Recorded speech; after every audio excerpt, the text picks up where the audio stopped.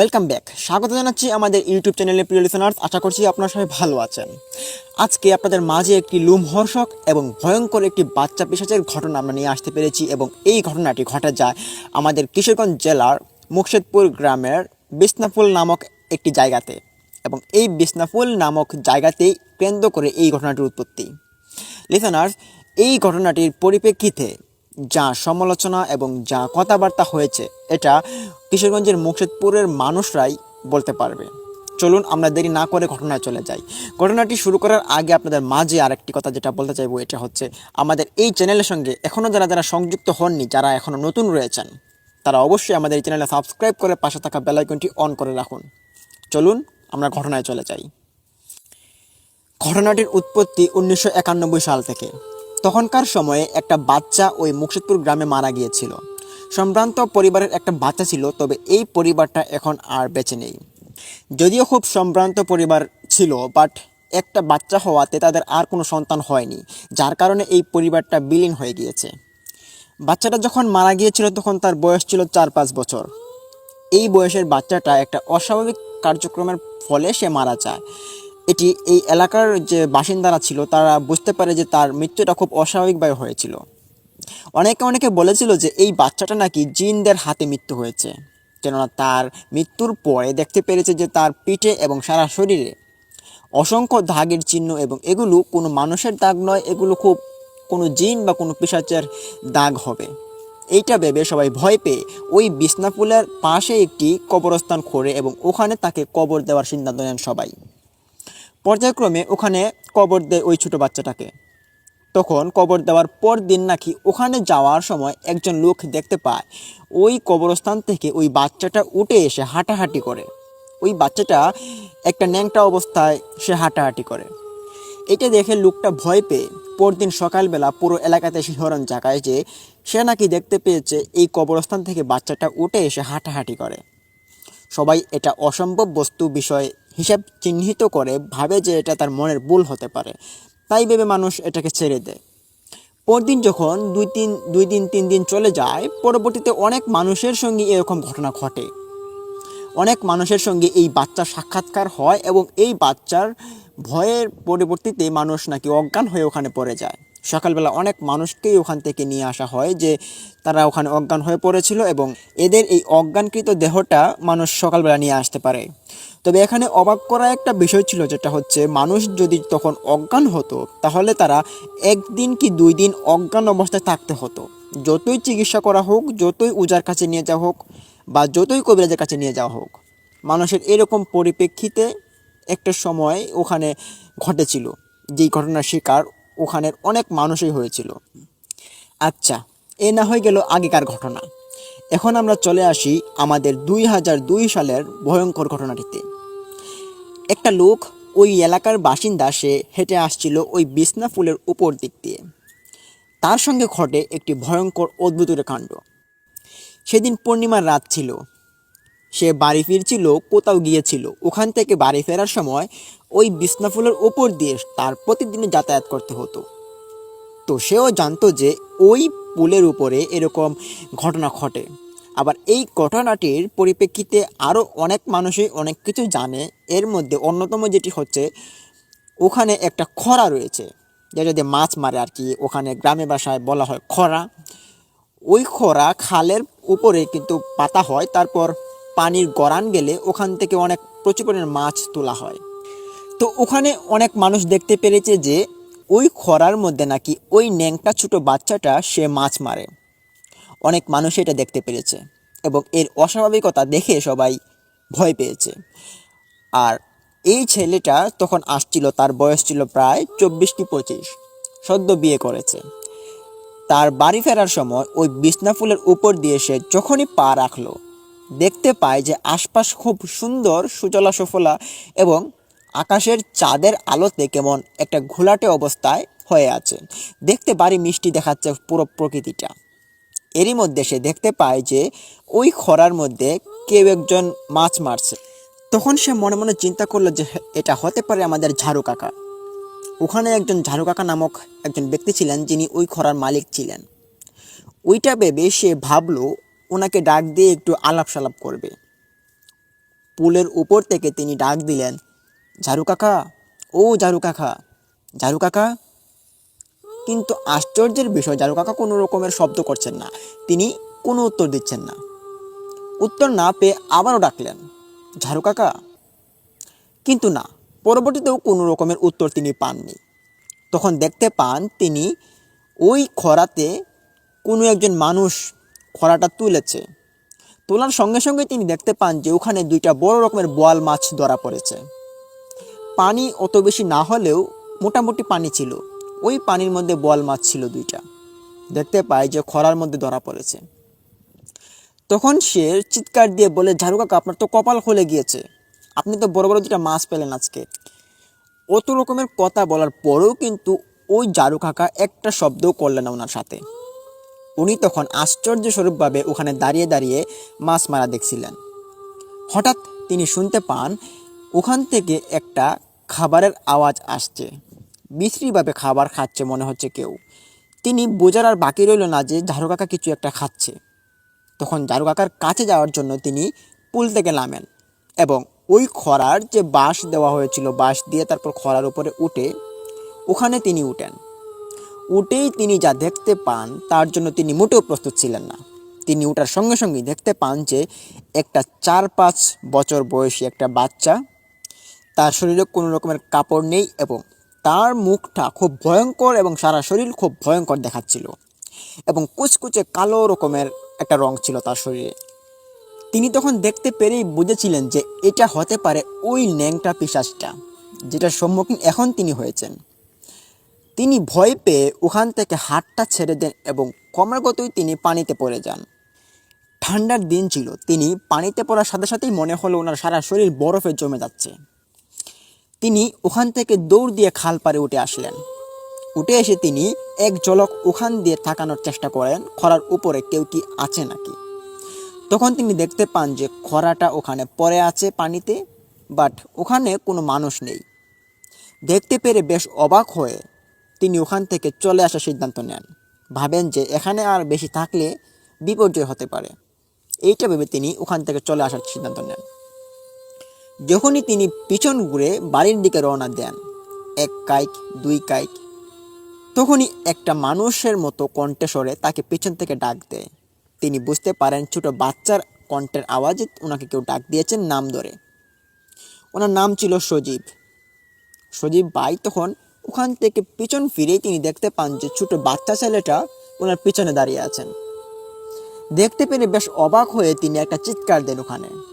তখনই শুনতে পান, এই তুই কেন আসলি বলে, এদিকে যাওয়া বারণ, জানিস না রাত অনেকটা হয়েছে। এরকম কথা শুনেই তিনি ওখানে এক দৌড় দেওয়ার চেষ্টা করেন। কিন্তু আফসোসের বিষয় ছিল যে ওনাকে ওই বাচ্চা ছেলেটা পিছনে ধাপা দিয়ে ধরে ফেলে।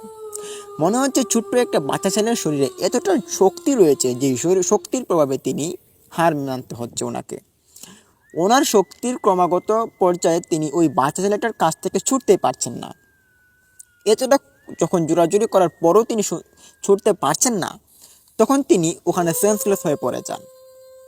পরদিন সকালবেলা মানুষ এসে দেখতে পারে যে সজীব ভাই ওখানে সেন্সলেস হয়ে পড়ে আছে। ওনার বাবা মা এসে কান্নাকাটি শুরু করে। রাত্রিবেলা যদিও খোঁজাখুঁজির চেষ্টা করে, কিন্তু রাত্রিবেলা তো এত জায়গাতে খোঁজা যায় না, তো যার কারণে সকালবেলা বের হয় সবাই, এসে দেখতে পারে যে ওখানে পড়ে আছেন। ওনাকে বাড়িতে নিয়ে যাওয়ার পর প্রায় 24 কি 26 ঘন্টা পর ওনার জ্ঞান ফিরে। ওটার পরেই তিনি এই ঘটনাটা সবার কাছে খুলে বলেন। আচ্ছা, এই গেল একটি ধাপ। এরই কিছুদিন পর একটি মহিলা এবং তার ছোট্ট একটা ছেলেকে নিয়ে এসে বাড়ি ফিরছিল ওই বিছনাপুলের উপর দিয়ে।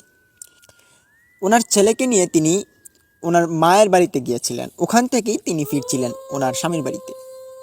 তো ফেরার সময় প্রায় ও সময় গরমের সিজনটা পড়ছিল খুব অল্প অল্প করে, আর তখনই তারা আসছিল। তখন বাচ্চা ছেলেটা মাঝ রাস্তায় এসে বলে যে তার শরীর থেকে কাপড়টা খুলে ফেলবে, বলে যে পরনে যে শার্টটা ছিল ওইটা আমি খুলে ফেলবো। তখন তার মা তার শরীর থেকে শার্টটা খুলে দেয় এবং তাকে এভাবে নিয়ে আস্তে আস্তে করে হাঁটতে থাকে এবং হাঁটতে হাঁটতে ওই বিছনাপুলের উপর তারা এক পর্যায়ে এসে পৌঁছায়। এসেই তারা যখন বিছনাপুলের উপর পা রাখবে, তখনই মহিলাটা তিনি অনুভব করতে পারেন যে বিছনাপুলটার মধ্যে একটা কম্পন শুরু হয়েছে এবং একটি ভূমিকম্পের মতো যেরকম একটা শব্দ হলে পুল বা কোনো মাটি কেঁপে ওঠে, ওইরকম একটা কাঁপুনি দিয়ে উঠলো ওদের সামনে ওই বিছনাপুলটা। তখন তারা ভয় পেয়ে ছেলেটাকে তিনি কোলে নিয়ে নেন এবং জোর ক্রমে হাঁটতে থাকেন।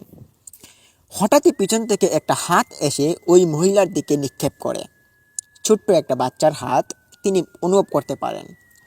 পিছন ঘুরে দেখতে পারেন যে লম্বা একটা হাত ওনার পিঠে এসে ধরেছে এবং ওই হাতের কোনো মাথা বা কোনো শরীরের অস্তিত্ব তিনি দেখতে পাচ্ছেন না। হাতটাকে তিনি ছুটানোর জন্য ওনার বাঁ হাতটা পিছন দিকে ঘুরিয়ে নিয়ে উনি ধরার চেষ্টা করেন। যখনই তিনি ওই হাতটার দিকে ধরলেন, উনি মনে হলো যে ওনার কাছে ওই হাতের মধ্যে কাঁটাওয়ালা বিন্দা যেগুলো আছে আর কি, গ্রাম্য ভাষায় বলে, ওইটা ওনার হাতে এসে ঢুকে পড়েছে। তখন তিনি ভয় পেয়ে ওখানে একটা চিৎকার দেন এবং সাথে সাথে তিনি লক্ষ্য করেন যে ওই হাতটা ওনার কাঁধ থেকে ছেড়ে দিয়েছে। তখন তিনি ভয় পেয়ে ওখানে জোরে জোরে হাঁটার জন্য তিনি রওনা দেন। তখনই দেখতে পান যে ওনার সামনে ওনার বাচ্চা ছেলের মতো আরেকটি বাচ্চা, কালো কুচকুচে, তার শরীরে কোনো কাপড় নেই, সে দাঁড়িয়ে আছে। তিনি দেখতে পেরেই তিনি চিনতে পেরেছেন যে এটা হতে পারে ওই ল্যাংটা পিশাচ যেটার আলোচনা গ্রামে করা হয়, সব মানুষের মুখে মুখে আছে। তিনি চিনতে পারেন দেখতে পেরেই। খুব ভয় নিয়ে তিনি পিছন দিকে একটা দৌড় দেওয়ার চেষ্টা করেন ওনার বাচ্চাটাকে কোলে করে নিয়ে। আর ওই বাচ্চা ছেলেটা তখন কান্না শুরু করে দেয় তার কোলে। অতিরিক্ত ভয়ের প্রভাবে তিনি দৌড় দিয়ে পুলের ওই পারে চলে যান। তখন তিনি দেখতে পান যে পুলের উপরে, খুব দূরে ছিলেন তিনি, ওখান থেকে তিনি দেখতে পান যে পুলের উপরে কিছু একটা নাচানাচি করছে এবং ঘুঙুরের শব্দ, এবং এরই সাথে সাথে কীরকম বাজে রকমের খাবার খাওয়ার শব্দ, তারপর ওখানে কীরকম কান্নার শব্দ, এরকম তিনি শুনতে পাচ্ছেন। একটু পরে তিনি দেখতে পান যে দুজন লোক ওখান দিয়ে আসছে। তিনি দুজন লোককে দেখতে পেরে তিনি এক ছুট ওখানে চলে যান এবং গিয়ে তিনি চিনতে পারেন যে এরা এদের এলাকারই লোক। বললেন যে আমাকে একটু বাড়িতে গিয়ে পৌঁছে দিয়ে আসবেন। তখন বলে যে এখানে আমরা এসেছি, চিৎকার দিয়েছে কে? এই চিৎকারটা শোনার জন্য আমরা এখানে এসেছি। কে চিৎকার দিয়েছে, আপনি কি শুনেছেন? তখন মহিলাটি বলে যে হ্যাঁ, আমি চিৎকার দিয়েছি। এখানে আমাকে কেউ পিছন দিকে ধরেছে এবং ওই ন্যাংটা পিশাচটাকে আমার সামনে দেখেছিলাম। তখন ওই লোকগুলো বলে যে আপনি কোথায় দেখেছেন? আমরা তো দেখতে পারছি না। তখন মহিলাটা বলে যে হয়তো এখন চলে গিয়েছে, আমাকে একটু প্লিজ বাড়িতে দিয়ে আসবেন। বলে চলুন। তখন এলাকার লোক হওয়াতে তাদেরকে বাড়িতে নিয়ে আসে। তো ওনার যে ছেলেটা ছিল, ওই ছেলেটা নাকি 2-3 দিন যাবৎ খুব অসুস্থতায় ভুগেছিল এবং ওই ছেলেটার খুব মারাত্মক সমস্যা হয়েছিল, যেটা থেকে পরবর্তীতে সে ত্রাণ পেয়েছিল। তো এই গেল দ্বিতীয় নম্বর ঘটনার রহস্যটা। এখন আমরা যাচ্ছি মূল ঘটনার রহস্যটাতে। যেই ঘটনাটি আমাদের সাথে শেয়ার করেছেন একজন ভাই, এটি ওনার সঙ্গে ঘটেছে ওই রাস্তা দিয়ে যাওয়ার সময়। ওনার বাড়ি ওই মুকশেদপুর গ্রামে না হলেও মুকশেদপুর গ্রামটা পেরিয়ে ওনাকে যেতে হয় ওনার বাড়িতে। উনি একটি পেট্রোল পাম্পে চাকরি করেন। তো পেট্রোল পাম্প থেকে তিনি বাড়িতে আসেন প্রতিদিনই। তো ওনার চাকরিটা এমন ছিল যে সকালে এক শিফটি, দুপুরে এক শিফটি এবং রাত্রিবেলা আরেক শিফটি থাকে, এরকম আর কি। যেই কারণে 3 বেলা 3 জন করে 9 জনের ডিউটি করতে হয় আর কি। তো ওই হাবিব ভাইয়ের ওখানে রাত্রিবেলা শিফটি পড়ে ওই দিন। তখন সময় ছিল গরমের সিজন। এটা খুব বেশি আগের ঘটনা না, এটি 2015 সালের দিকের ঘটনা। হাবিব ভাই এখনও তিনি পেট্রোল পাম্পে চাকরি করেন এবং ওই সময় যখন তিনি চাকরিতে গিয়েছিলেন তখন ওনার ডিউটিটা ছিল বিকেল 4টা থেকে রাত 12টা পর্যন্ত। তো উনি বিকেলবেলা যান ডিউটিতে এবং ডিউটি করেন সারাক্ষণ এবং 12টার সময় ওনার স্পেশালি ছুটি হবে। 12টার সময় ওনার ছুটি হয়। ছুটি হওয়ার পর তিনি যখন ডিউটি শেষ করে টাকা পয়সা পাম্পে জমা দিয়ে তিনি বাড়ির দিকে রওনা দেন, তখনই ওনার এক বন্ধুর সঙ্গে এখানে সাক্ষাৎকার হয়।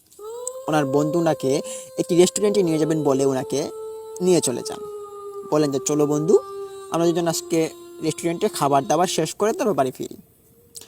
তখন উনি আর না করতে পারলেন না, বন্ধুর সঙ্গে চলে যেতে হলো কিশোরগঞ্জ শহরের দিকে।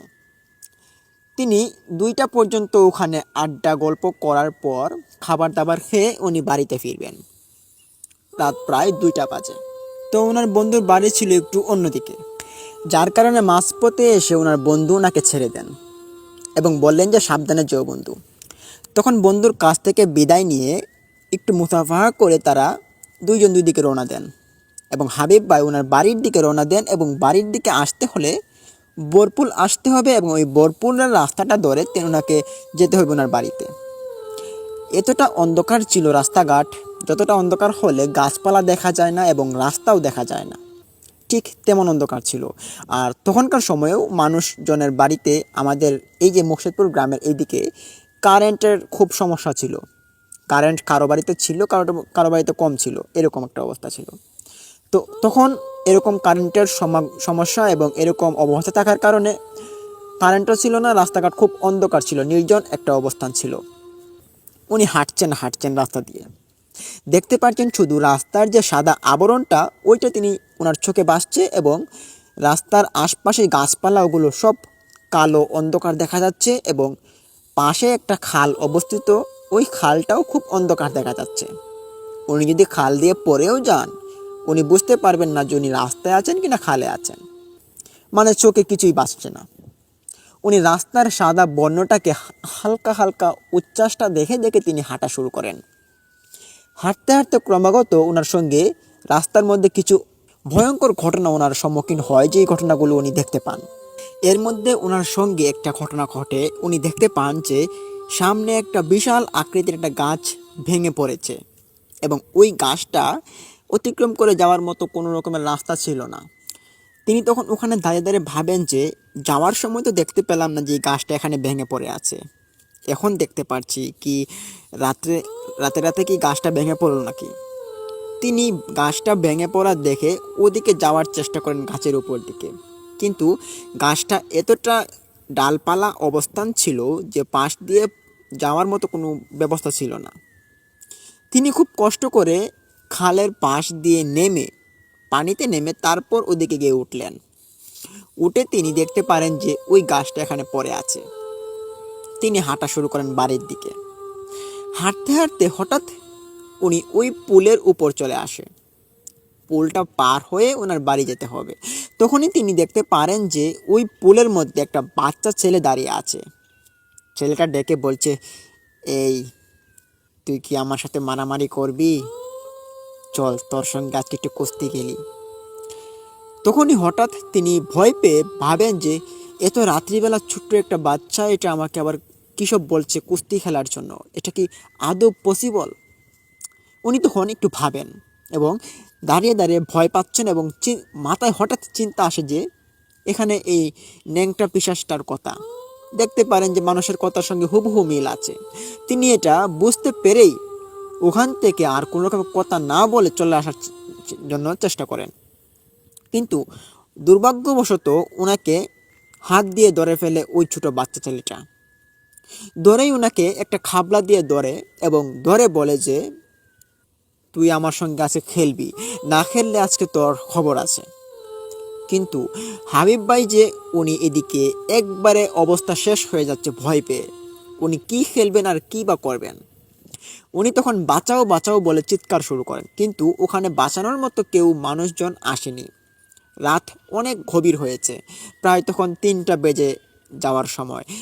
উনি কাউকে না দেখতে পেয়ে ওই ছেলেটার কাছ থেকে কী করে ছুটা যায় ওইটা নিয়ে তিনি জোরাজুরি করছেন এবং কুস্তাকুস্তি করছেন। উনি দেখতে পাচ্ছেন ছেলেটা ওনার শরীরে যেখানেই ধরছেন ওখানেই কেমন দাগ হয়ে যাচ্ছে আর রক্ত পড়ছে ওনার শরীর থেকে। উনি বুঝতে পারছেন যদি এই ছেলেটার সাথে আর 2-1 মিনিট থাকি তাহলে আমার সারা শরীর নষ্ট হয়ে যাবে, সে আমার শরীরে দাগ বানিয়ে দিবে। উনি তখন কোনো রকমের দিশা না পেয়েই ওখান থেকে দৌড় দেন এবং ক্রমাগত ওই বাচ্চা ছেলেটার হাত থেকে কোনো এক মতে ছুটে পড়েন। দৌড় দিয়ে যখন ওই পুলটা পার হয়ে পুলের অপোজিট পাশে একটা বাড়ির সাইডে তিনি যান, ওখানে দেখতে পারেন যে একটা কূপ রয়েছে। মানে ওইটা আগেকার কূপ ছিল যেটাতে মানুষ আগে পানি তুলে খেত, গ্রামের ভাষাটাকে কুয়া বলা হয়। ওই কুয়াতে একটা বালতি বাঁধা ছিল, ওই বালতি থেকে তিনি ভাবলেন একটু পানি দিয়ে ওনার শরীরটা একটু ধুয়ে নেবেন, যদিও পুলটা ছিল আরেকটু বেশ খানিক দূরে। উনি তখন বালতিটা কুয়াতে ফেলেন তিনি শুনতে পান যে কুয়ার ভিতর থেকে কেউ একজন কান্না করছে। শুনতে পেরেই তিনি খুব ভয় পান এবং পিছন দিকে তাকিয়ে দেখেন যে কেউ নেই, সামনের দিকেও কেউ নেই। উনি তখন নির্ঘাত বুঝতে পেরেছেন যে ওই কান্নার আওয়াজটা কুয়ার ভিতর থেকে আসছে। উনি তখন কুয়ার ভিতরে বালতিতে ফেলেছেনই, ওখান থেকে তিনি এক বালতি পানি উঠিয়ে নেন। খুব অন্ধকারের ভিতরে কিছু দেখা না গেলেও কিন্তু আবছা আবছা কিছু একটা দেখা যায়, এরকম একটা অবস্থায় তিনি পানিটা তুলেন। পানি তুলে তিনি হাত মুখ ধোয়ার চেষ্টা করেন এবং তিনি হাত মুখ ধুলেন, পানি খেলেন। খাওয়ার পর তিনি দেখতে পারেন যে ওনার হাতের মধ্যে লাল বর্ণের কিছু একটা পানি লেগে আছে এবং ওইটা কীরকম লাটা লাটা। যদিও তিনি আগে পানি পান করেছেন, পরবর্তী বালতি যেটা তুলেছেন ওইটার মধ্যে এরকম ছিল যে লাল বর্ণের আটা আটা পানি। ওই পানিটা তিনি পান করেননি। ওনার কাছে মনে হলো এটা কোনো রক্তে মাখানো কোনো পানি হবে, কারণ রক্ত যেটা আমরা দেখে থাকি যে ওই রক্তটা কিন্তু আটা আটা থাকে, তারপর খুব ঘন থাকে, আর পানি কিন্তু থাকে স্বচ্ছ এবং পরিষ্কার আর পাতলা রকমের থাকে। তো উনি তখন হাত দিয়ে অনুমান করতে পারেন যে এটা পানি হতে পারে না, এটা কোনো রকমের অন্যরকম বস্তু হবে। ওইটা দেখার জন্য তিনি এক মুঠো হাতের মুঠোয় করে নিয়ে ঘরের ভিতর থেকে কুপিপাতির আলোটা একটু একটু করে আসছিল, ওখানে নিয়ে তিনি হাতটা ধরেন। একটু আলোতে দেখতে পারেন যে হাত লাল হয়ে আছে রক্তে। উনি তখন ওই রক্তটা দেখেই খুব ভয় পান এবং ওখানে আবার চলে আসেন, ওই বালতিটাকে নিয়ে আসেন পুরোটা ওই একটু আলোতে এনে তিনি দেখতে পারেন যে পুরো বালতির মধ্যে লাল বর্ণের রক্ত, বালতি পরিপূর্ণ হয়ে আছে। তিনি তখন দেখতে পারেন ওনার সারা শরীরে কাটা কাটা দাগ এবং ওই দাগগুলো থেকে রক্ত ঝরছে। দেখতে পেরে তিনি বুঝতে পারছেন যে আজকে ওনার সঙ্গে খুব খারাপ ঘটনা ঘটছে এবং এই ঘটনার পরিপ্রেক্ষিতে ওনার খারাপ কিছু হতে পারে। উনি তখন বালতিটাকে ওই ঘরের পিছনে ফেলে রেখেই তিনি বাড়িতে চলে যান। বাড়িতে যাওয়ার পর ওনার পরিবারের লোকজন মধ্যরাত্রিবেলা ঘুম থেকে উঠে দেখতে পারেন যে ওনার এইরকম অবস্থা, পুরো শরীরে কাটা কাটা দাগ এবং রক্তে জমাট বেঁধে আছে পুরোটা শরীর। খামচা খামচির দাগ, ঘুষি দিয়েছে এরকম ছাপকৃত দাগ এবং নাকে মুখে কালো রকমের দাগ হয়ে আছে। দেখতে পেরে জিজ্ঞেস করলেন যে কি হয়েছে, কোথাও কি মারামারি হয়েছে?